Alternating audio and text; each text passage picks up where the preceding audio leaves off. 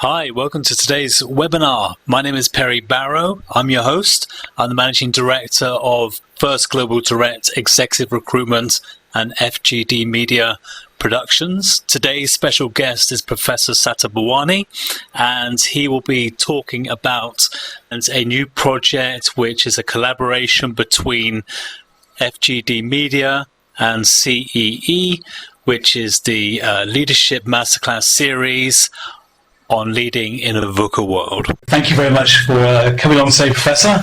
Always an honour to meet up with you and discuss with what's happening in the world of CEE and the masterclasses and your trainings with your clients. So, but I thought today there may be people out there who don't necessarily know everything about who you are. Yes.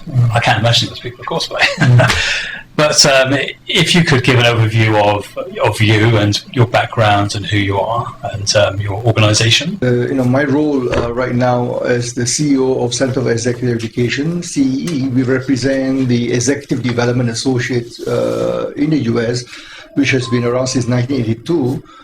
Focusing on leadership development, leadership assessment, and talent management and executive coaching solution. So that's what I've been doing. Prior to establishing CE in 2011, I was the managing director of Drake Beam Maureen, or better known as DBM, and head of executive coaching practice in Asia Pacific. And prior to that, I was with Mercer, Forum Corporation, and of course, Hay Group. So these are some of the global HR consulting and management consulting firm that I have been privileged to be involved in helping organizations to transform their leadership capability and preparing the next generation of leaders.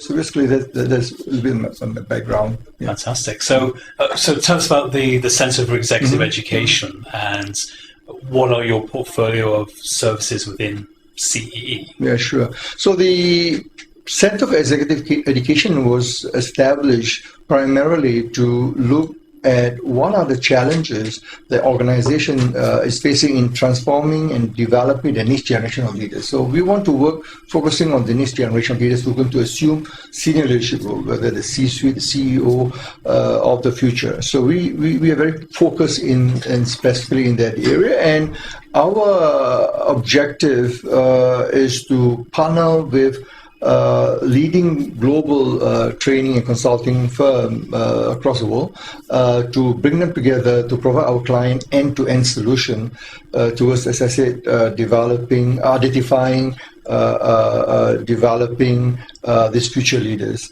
And that's what we do primarily. And we have partners like Executive Development Associate, Action Management Associate in the US, which are focused on critical thinking, which is very important for the next generation of the VUCA world, operating in the VUCA world. And of course, we have organizations like SAGOS Asia Pacific, which does blended learning or e-learning. It's a global training firm, and many others consulting firms. So we come together, provide an end-to-end solution to help our client to be able to have a holistic solution to develop, to identify, as I said, identify and then to develop and to ensure sustained success for the leader.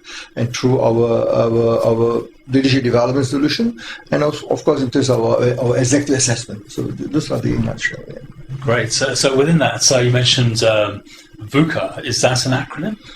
Well, VUCA, interestingly, VUCA stands for, of course, volatility, uncertainty, complexity, and ambiguity. The acronym VUCA. It started actually in the U.S. War College in the 80s, is to prepare the leaders after the Cold War, after the post-Cold War. How do you then get leaders in the US? They're concerned about getting military leaders to be prepared for the unknown and those challenges that the military face across the world. Of course, since then, the concept has been applied in business, and it's quite relevant because you're talking about the current challenge that we are facing is exactly what we call the VUCA centric, because volatility, looking at what is happening with the commodity, the oil prices, looking at the V for volatility, U for uncertainty. You're looking at what's happening with the Brexit, with the sudden,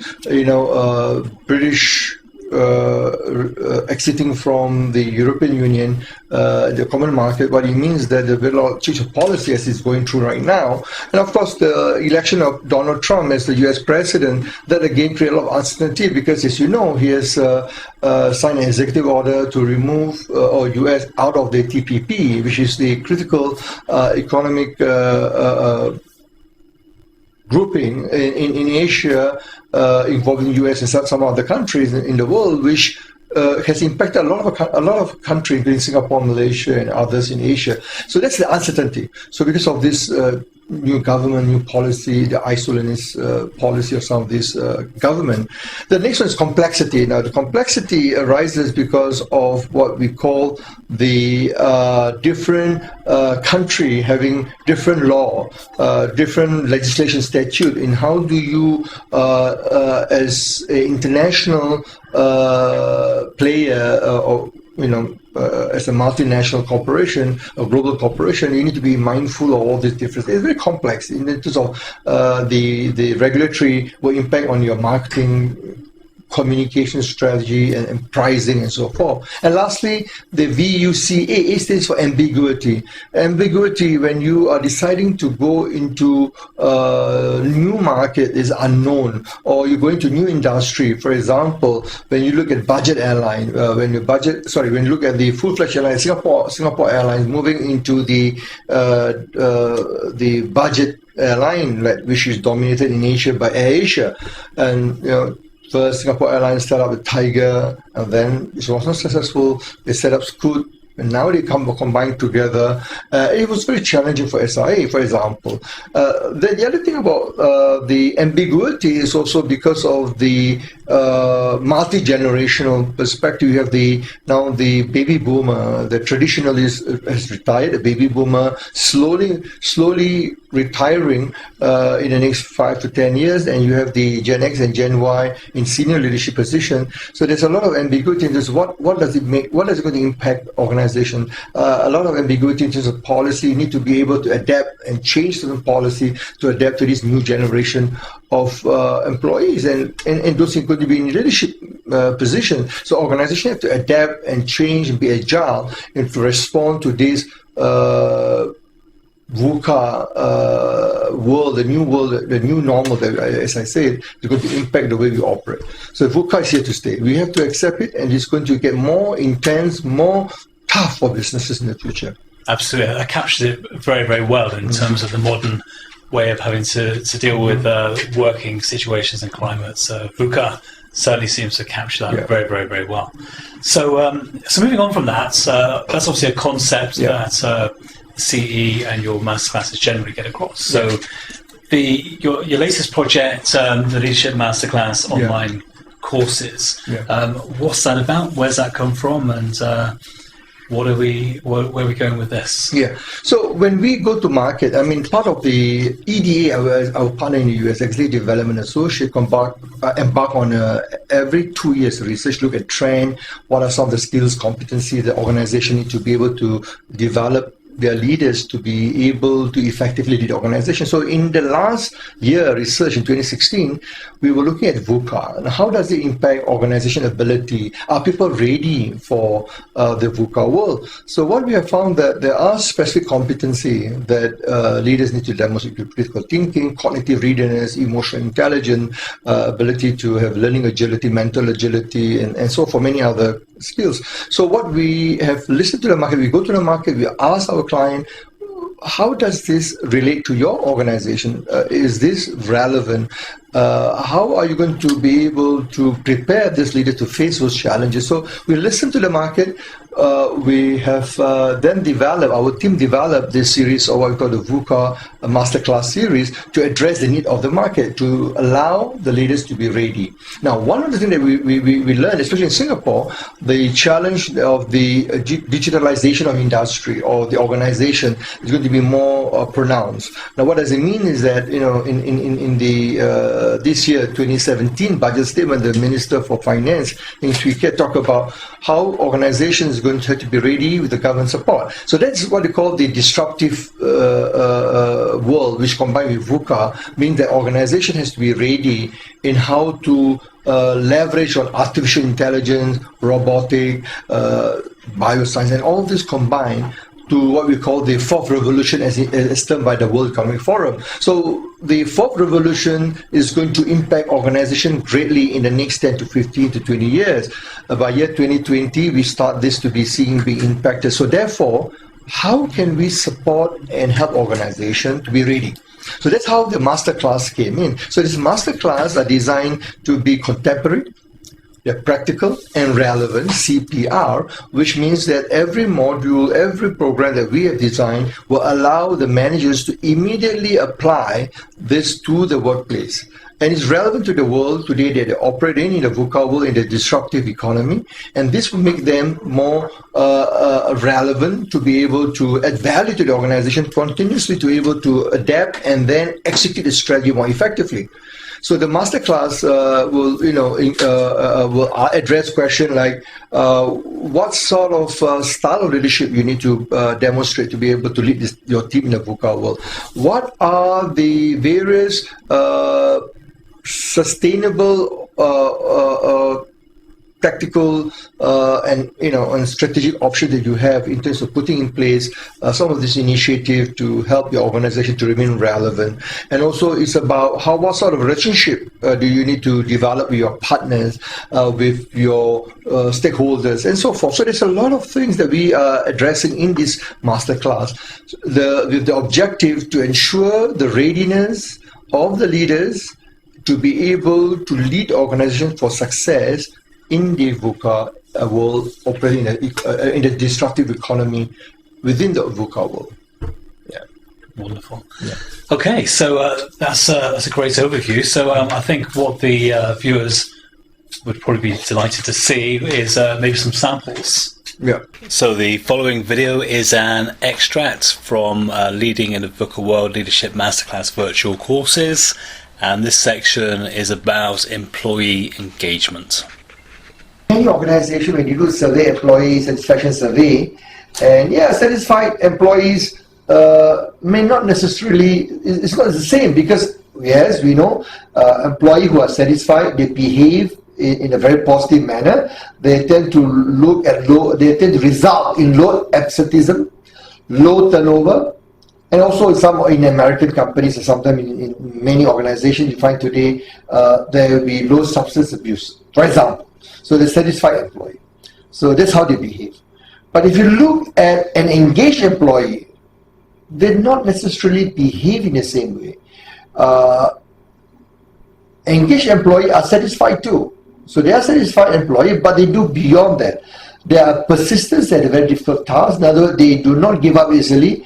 They're resilient. They make sure they continuously look at how can they develop their own skills and ability to transform themselves and also at the same time to help the organization to succeed. Next is that they are more prone to helping others, support others. As I said, the part of this, what we call organizational citizenship. They want to help the others in the organization. They are very proactive. They take initiative to solve problems. They go beyond expectations, what is expected from them in their role, and so forth. There are many aspects. So if you look at engaged employee, they are also satisfied employee, but they demonstrate the behavior, not only of satisfaction behavior, but of the engagement behavior. So it's very important to understand, to distinctively look at engagement, employee engagement and employee satisfaction. So all engaged employees are satisfied. So employee satisfaction survey may not necessarily look at the same issues as employee engagement. Therefore, when you do your employee engagement survey, make sure look at employee satisfaction survey.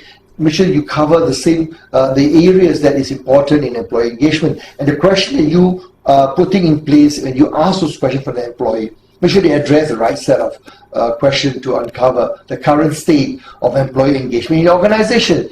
Do they say, do they stay, and do they strive? The 3S. Say, do they say positively about organization? Do they strive? Do they stay in the organization, the talent retention? And of course, do they strive to do the extra, this discretionary effort?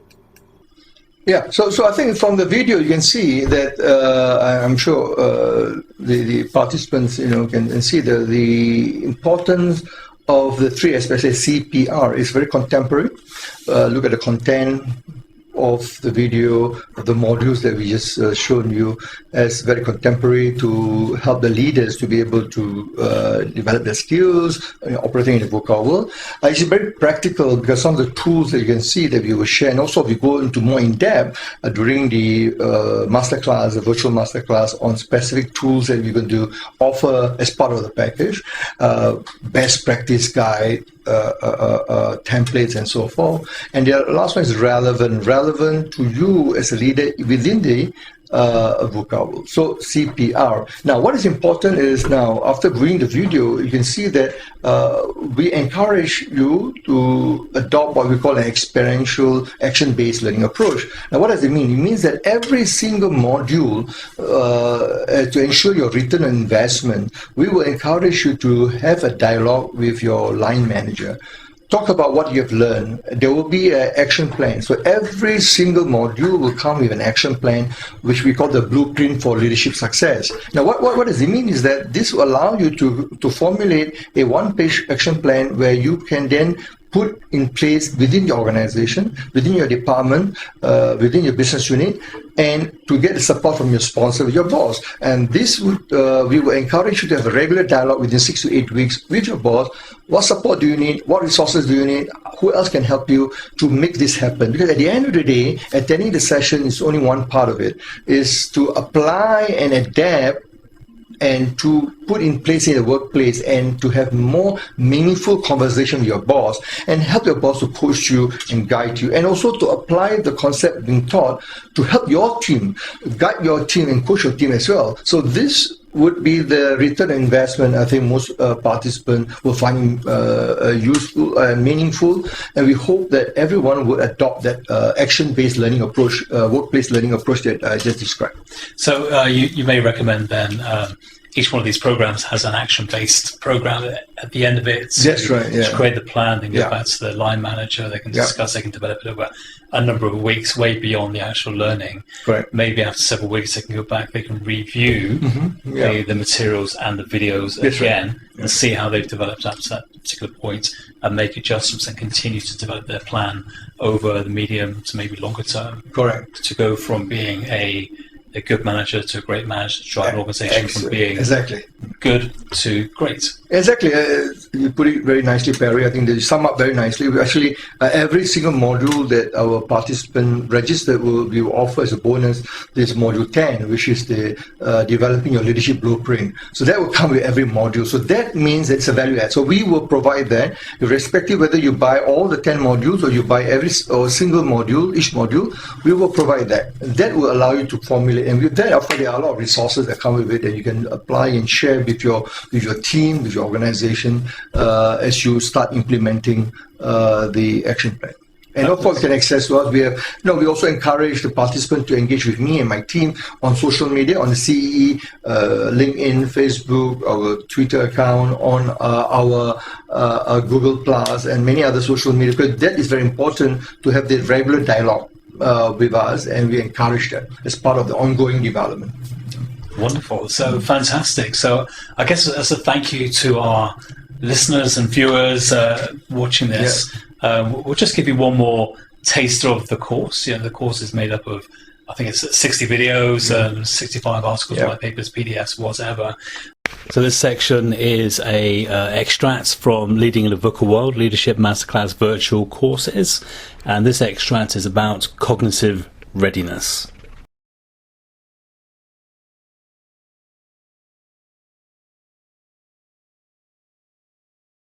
Critical thinking, as we define it at CEE and EDA, is the ability or the tactical or proven skills which involve strategic thinking, creative thinking, problem solving, decision making, and all these are important in an innovative organization. And we always talk about innovation and driven organization. Critical thinking is a core competence, which I think should be and it should remain so. But today we're talking about the VUCA world. It's different. How do you go beyond critical thinking by having what we call the cognitive readiness skill? And here is we talk about cognitive readiness refer to the mental, emotional, and interpersonal preparedness for uncertainty and risk posed by the VUCA world. And this is the challenge. How do we shift our mental model to respond to this change in the marketplace and within our organization? That requires cognitive readiness. And EDA has developed this program called Paragon 7, which we have successfully launched in many organizations in the US. And the Paragon 7 is based on EDA research about as I said, leading the VUCA world, prepare for the future. And it looks at how to develop a leader's cognitive readiness skill so that they can thrive in today's volatile, uncertain, complex, and ambiguous business environment, or even in government sector, especially with today the threat of terrorists, with unknown fear of the unknown in terms of the threat posed by ISIS and other terrorist organizations. How can organizations get their act together in order to be prepared and respond? Not only government, but also organization in terms of their business continuity planning and sustainability to ensure the business will continue in the event of a terrorist threat, terrorist strike. And this is where we need leaders who will be able to think differently and to develop this set of cognitive readiness to be ready for the challenge in the VUCA world. Thank you very much for your time. Sure. I look forward, I think after this, to the questions, the participation from the audience, and continue to engage. I'll send us a question online, and I will look forward to engaging you and responding to those questions. Absolutely, and you would have seen there's a QR code within some aspects of the video presentation you've watched. If you scan that, that will take you to a landing page to collect various links to the materials that we've discussed today. Yeah, and for those who are participating in the webinar, we will get back to you, and maybe we will discuss in terms of what is it that you need, and for future session, let us know. And as a token of appreciation for participating in this webinar, we will get back to you, and we will give you a surprise in terms of a gift for you to show our appreciation to you for participating in this webinar. Yeah, so now you've got no excuses. Get on that link straight away. Thank you very much, Professor. Thank you very much. Thank you, Perry. Thank you. Good afternoon, everyone. Thank you for joining us in this webinar. Perry, I believe we have some questions already been posed. So I think my first question for Professor really is about the virtual masterclass, and re-emphasize what are the key advantages of the virtual courses you have created. Okay, thank you, Perry.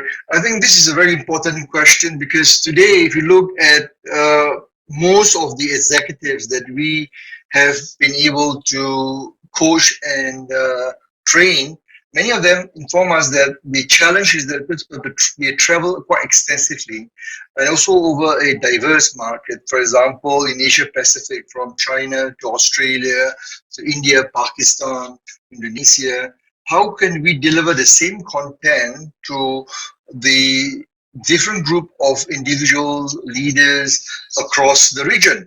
So based on this feedback over the last few years, we decided to transform our traditional face-to-face masterclass program and make it available on a virtual platform, and where organization can have their leaders being trained at the same time across the region and access the information either on real time or they can do it at their own time.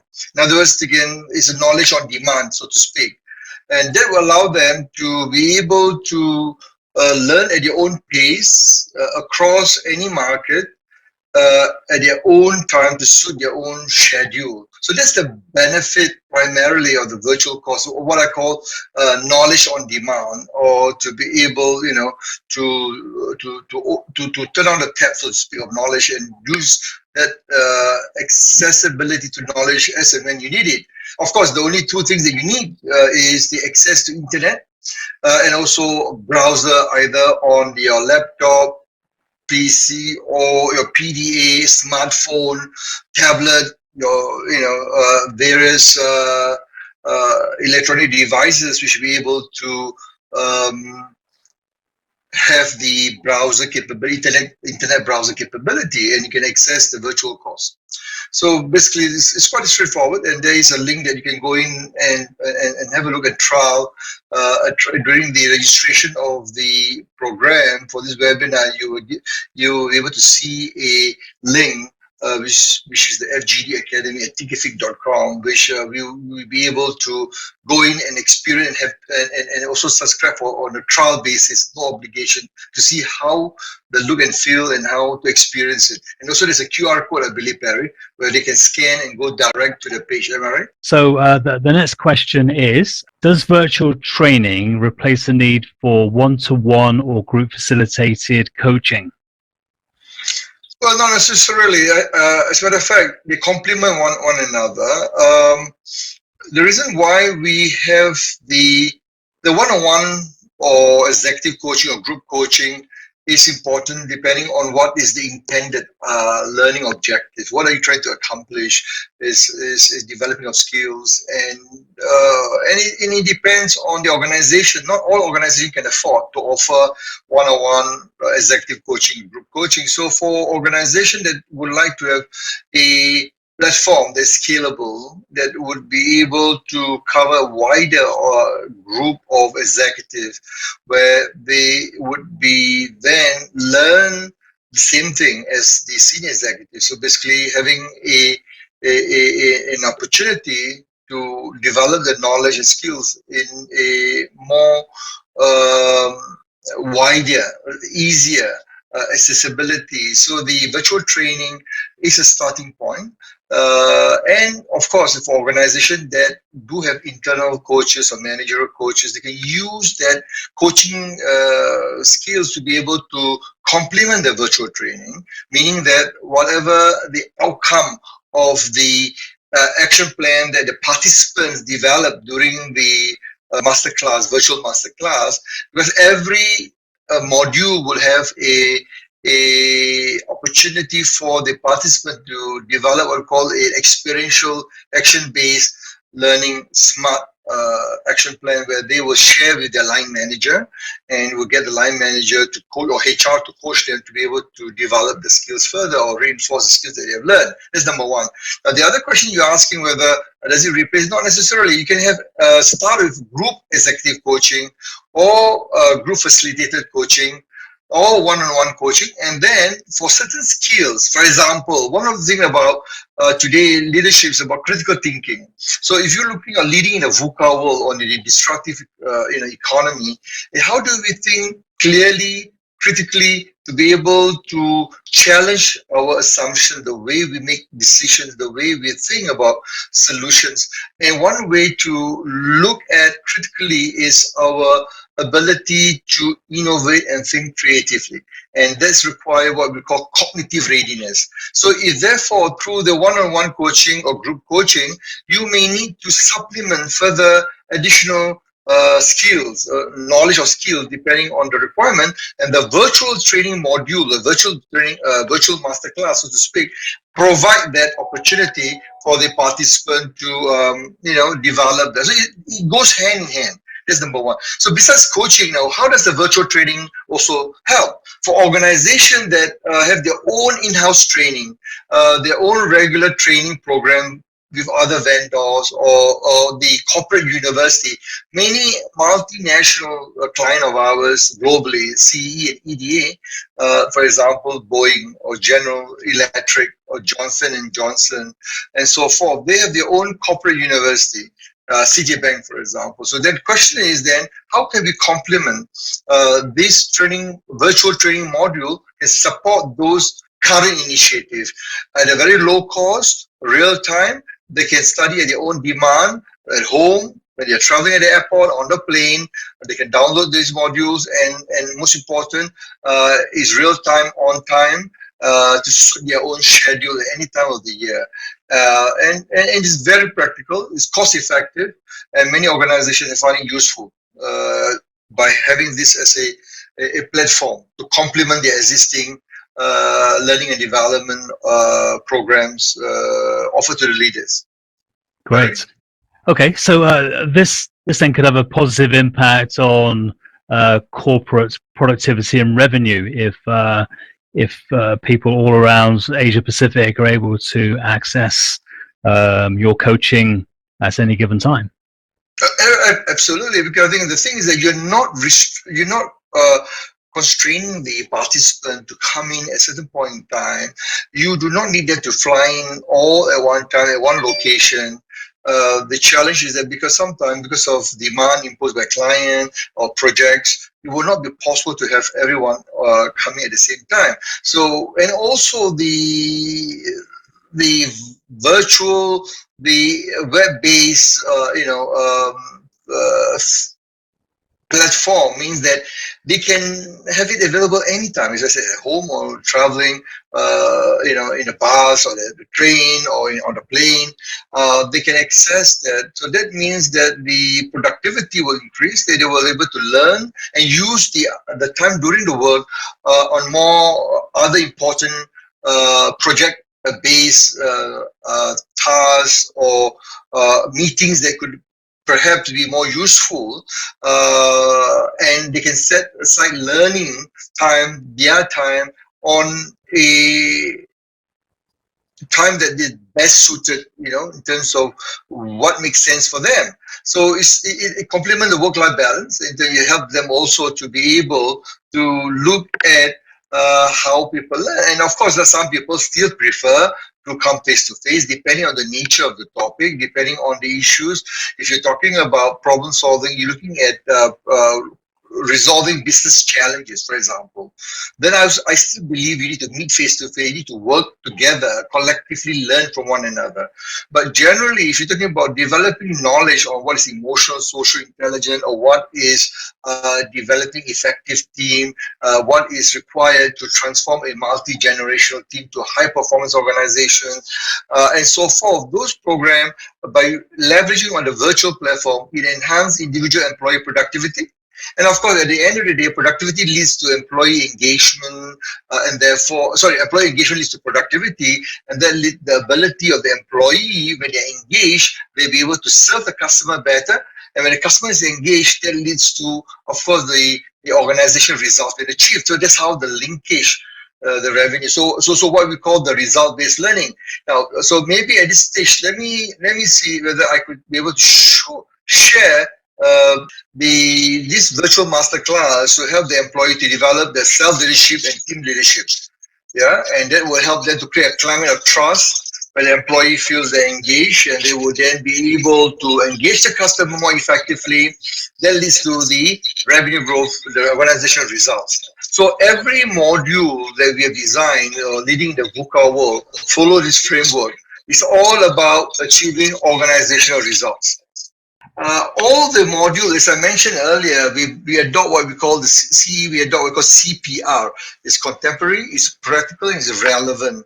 Now, the practicality and the relevant, it's contemporary because we address issues, business challenges that organizations and leaders face every day to be able to help the organization and the team to strive for success. So we look at contemporary issues and we develop models, framework, with our client. So all our work is about what we call process consulting. We sit with our client, we understand the challenges, we develop those framework, and how do we adapt to the different organizations? So the answer is yes. So what we do primarily in the design of the program, for example, the case study, the exercises, the role play, and some of our clients use gamification and so forth. We can develop the program to tailor it to suit the specific organization strategies, and that means become more meaningful, and that means that you'll be able to achieve the desired learning based on the organizational competency model, and that will then lead towards the achievement of the organization strategy. So what we do, we look at the strategy, the organization strategy first, and then what are the leadership competency that's required to drive the strategy forward. Then we look at the program, the modules that we have. We have quite an extensive modules that we can then map against that concept of competency that's critical to drive the strategy. Now that modules that's been identified will then be refined, looking at the content, exercises, and so forth, that will be relevant to the organization. So at the end of the day, what you get is a highly impactful experiential program that allows the organization to leverage on some of these best practices, at the same time attune this or adapt this to suit the organizational requirement. Barry? Yeah, wonderful. Right. So, yeah, there's many of these types of courses out there, one way or another. What is the key differentiator between your virtual masterclass courses and many others that are available in the market? Oh, yeah, sure. Several. One, as I said, the CPR approach, the design of the program, all our program based on contemporary, practical, and relevant. And we work with organizations like EDA, SAGOS, Action Management International, and also recently we've just forged an agreement with a long-standing partner of mine called Ukrainian Professor Dan Kana, who is from the US, who is from the Silicon Valley, from the Bay Area, and who has moved out to Texas. So we have developed the CPR concept. I developed with Professor Dan Kana, how to be able to put in place all this program to allow our participants to benefit from the program immensely and make it more relevant. So it's contemporary because of the state-of-the-art best practices. It's practical because, as I said, the exercises that we have designed, intervention is really workplace-based learning, and is relevant because to the managers and leaders operating in the VUCA world, in the highly disruptive VUCA, volatility, uncertainty, complexity, ambiguity, the world that we're living today, the disruption that we are facing. And a lot of companies are struggling with that. So what we do, and we have been able to differentiate our program with others, is that on this CPR is number one. Number two is we draw on experience in our consulting and our coaching experience over the years across the world. Of course, in Asia, based on CE experience and our partners in Malaysia, Indonesia, India, China, Australia, Japan, Korea, these are all our partners across the region where we draw on their experience in designing the content to make it more relevant. Yeah? And finally, the most important of all is a facilitator. So for now, most of the modules is been designed by me and my team, but I deliver the program primarily.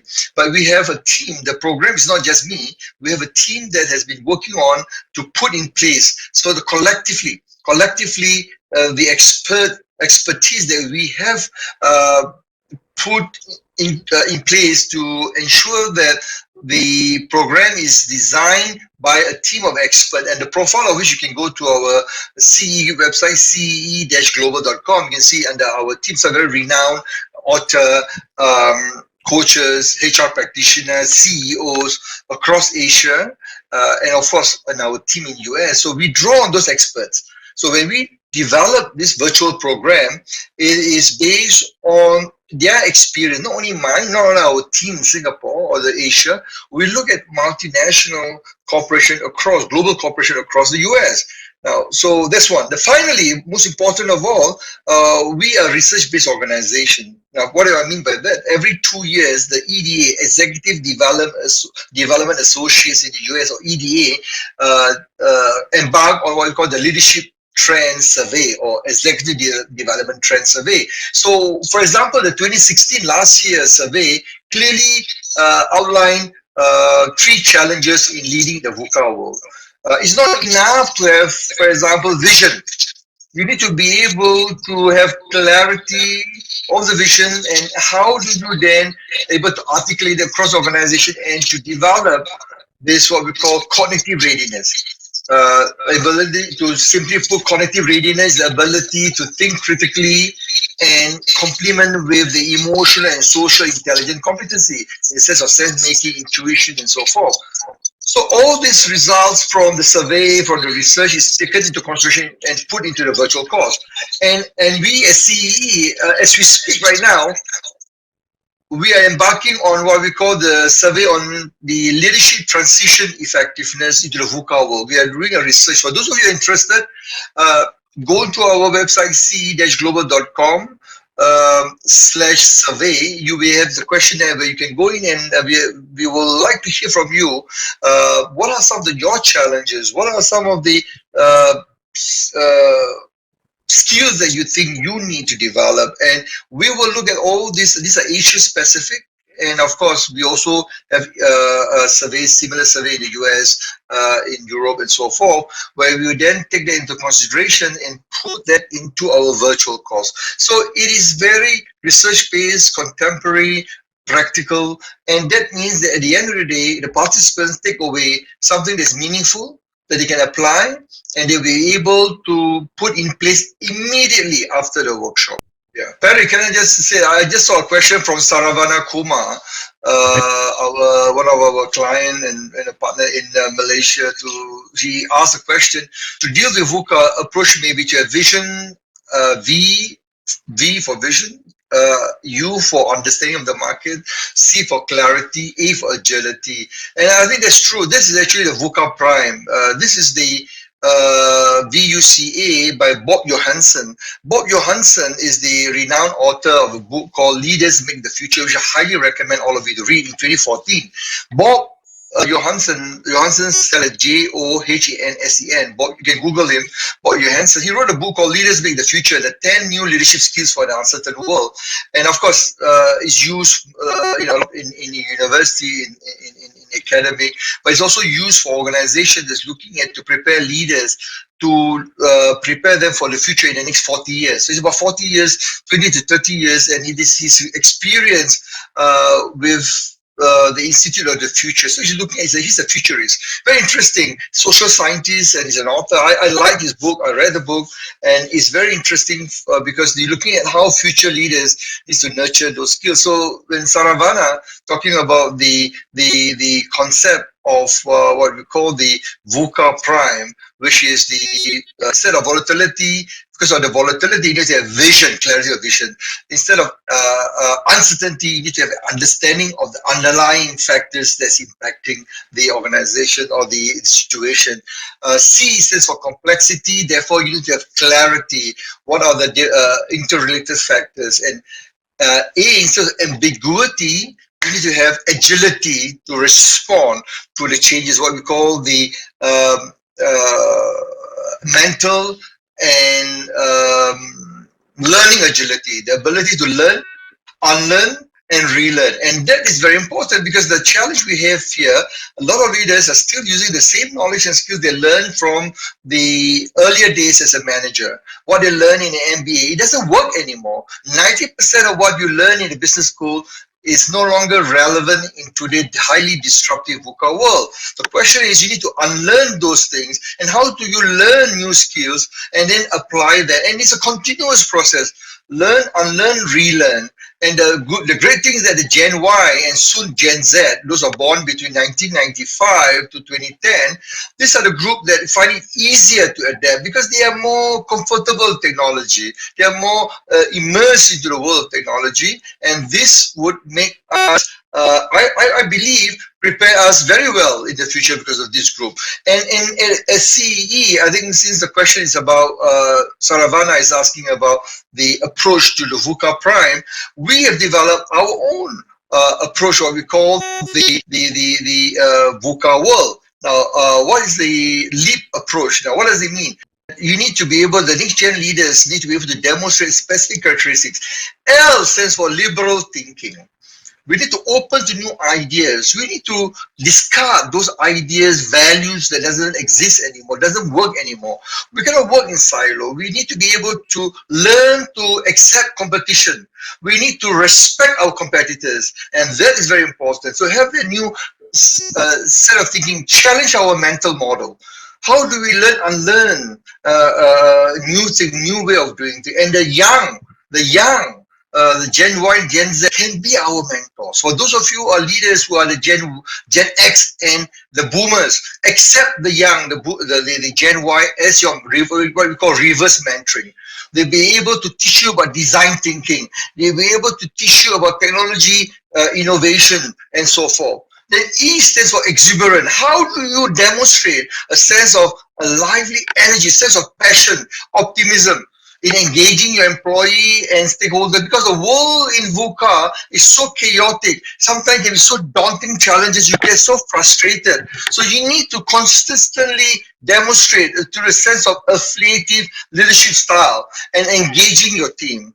Then A stands for agility. And how about you create a learning organization with cognitive readiness and creative thinking? As I said, the mental agility and learning agility is very important. How do you learn, unlearn, and relearn? And lastly, and I think the most important in a VUCA world is to develop what we call the trust-based partnership with your team, both within your organization, with your supplier, vendor, competitors. Now you will be surprised. I am advocating organization today to start talking to your competitors. How do you can collaborate? How can you compete and collaborate at the same time to be able to bring develop meaningful solutions for the society, for the industry? And that is really missing in today's organization, because people are inward looking, are not able to accept. But the good news is, I say, the Gen Y and Gen Z, they're very highly collaborative. In the 2015, the CEE did a survey about leading and engaging the multi-generational workforce, where we interview the Gen Y employees, and also we also interview the Gen Z employees who are doing the internship in the universities and the polytechnic.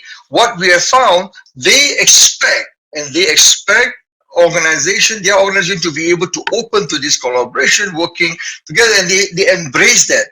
They embrace better than the older generation, the Gen X and the Boomer. So we get a lot to learn from the young.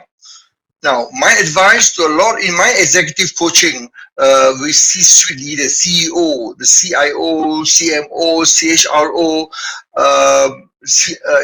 COO, so different functional leaders at a very large global organization. This is something they are struggling with, to be able to accept the fact that they are no longer the monopoly of talent or knowledge and skills. A good example will be Procter & Gamble. Procter & Gamble today adopt the reverse mentoring, where they have senior leaders would be assigned a junior staff who has the understanding of the technology, the consumer behavior preferences. Another great example is Infosys India, which does system development. Similarly, the GE, General Electric in the US, and so forth. So there are many organizations are adopting what we call the reverse mentoring. But to do that, you need to challenge a mental model, that a mentor doesn't have to be someone senior, wiser, experienced, but someone who has the knowledge, the ability to inspire, to be able to develop that climate of trust, and to be able to, and this is where leaders today need to ask yourself, are you able to do that and demonstrate that? Because at the end of the day, it's all about living a legacy, living a organization when you leave the organization. For example, this morning when I was at an institution this morning, very sad. I was talking to the CHRO of a large institution. We have she's been there, my client, for 5 years. She's trying to do a transformation project. But unfortunately, the CEO in the organization has been replaced with someone from a public sector. And the mindset of a public sector, and because of their experience, they're not able to keep an open mind, not have the liberal thinking, not able to allow the younger officers, the younger leaders to experiment.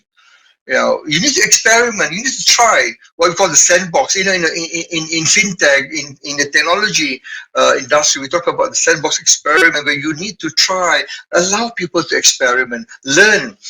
People make mistakes, but do you allow that to happen? Make people feel comfortable to try and be more able to take on risks. Unfortunately, in Singapore, that is sorely lacking. I find it better in India. My experience working in organization in Korea, far much better in China, but Singapore, Malaysia, Indonesia, Thailand, Philippines, many of these countries, Southeast Asia, you stay way behind. Australia is much better. Of course, India, as I said, Pakistan, not as great as India, but in other Europe and so forth, similar problems. So how do you encourage people to be able to continue to develop that climate of trust, empower them, and allow them to? Yes. So I'd like to say thank you for everyone. I think this is just the beginning. I would encourage all of you to visit the link that Perry just provided in the chat. The virtual course free trial. We allow for a limited time for you to try it out for free. Some of the modules. Go in there.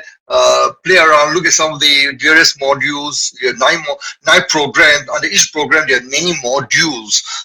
We have a lot of resource material. Have a look, try it out, and you'll be able to see how we will benefit. And connect with us on our social media, LinkedIn, Facebook, corporate Facebook, Twitter, and so forth, to be updated on the various program research. As I said, we'd like to invite all of you to participate on the CE, the Leadership Transition Readiness for a VUCA world.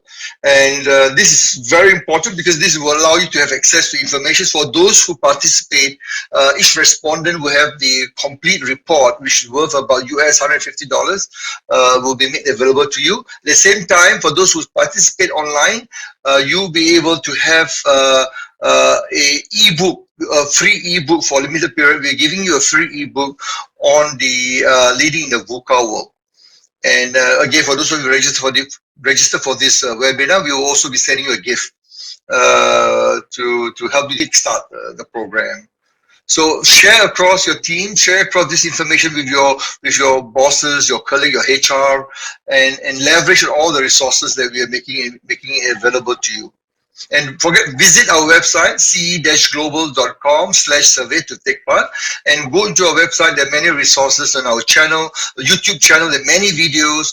We have articles and so forth that you can look at, and continue to engage me. If any question you may have, opinion, share your opinion on from time to time. Every week we post new articles or new issues, challenges that organizations face. We'd like to hear from you. So I want to say from our end here, thank you very much for taking the time in the afternoon to come with to share with us, to listen to this and participate in this webinar. I hope it's been useful, and I look forward to seeing you again and engaging you again in the future. Sorry. Yeah, great. So thanks once again, Professor, and thank you everybody for tuning in today. And We look forward to your feedback on either any parts of the webinar which you want to feedback to Professor, or if you do have a go on the free trial of the virtual courses, any feedback you provided will help us provide the best course that we possibly can for the Professor's clients. So that'd be highly appreciated. So thank you very much, and we'll see you again soon.